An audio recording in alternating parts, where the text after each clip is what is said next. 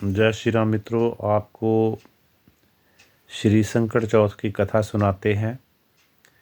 एक साहूकार और एक साहूकारनी थे। वह धर्म पुण्य को नहीं मानते थे, इसके कारण उनके कोई बच्चा नहीं था। एक दिन साहूकारनी पड़ोसी के घर गई। उस दिन संकट चौथ था। वह पड़ोसन संकट चौथ की पूजा करके कहानी सुना रही थी। साहूकारनी ने पड़ोसन से पूछा, तुम क्या कर रही हो? तब पड़ोसन बोली, आज संकट चौथ का व्रत है, इसलिए कहानी सुना रही हूँ। तब साहूकारनी बोली, चौथ के व्रत करने से क्या होता है? तब पड़ोसन बोली, इसे करने से अन्न धन सुहाग पुत्र सब मिलता है।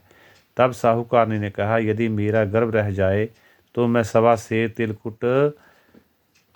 तिलकुट करूँगी और चौथ का व्रत करूँगी। श्री भगवान गणेश की कृपा से साहूकारनी के गर्भ रह गया तो वह बोली, मेरे लड़का हो जाए तो मैं 2.5 सेर तिलकुट करूँगी।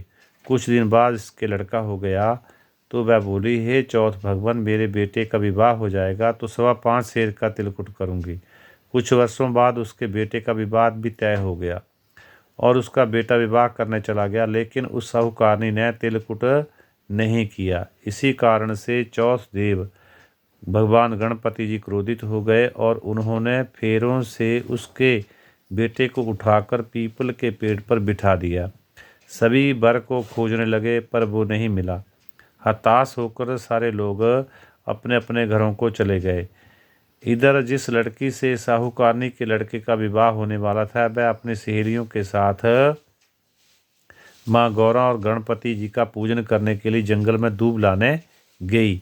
तभी रास्ते में पीपल के पेड़ से आवाज़ आई, ओ मेरी अर्धब्याही। ये बात सुनकर जब लड़की घर आई, उसके बाद वह धीरे धीरे सूख कर कांटा होने लगी।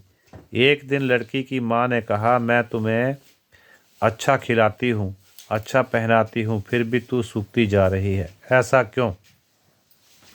तब लड़की अपनी माँ से बोली, वह जब भी दूब लेने जंगल जाती है तो पीपल के पेड़ से एक आदमी बोलता है कि ओ मेरी अर्धब्याही।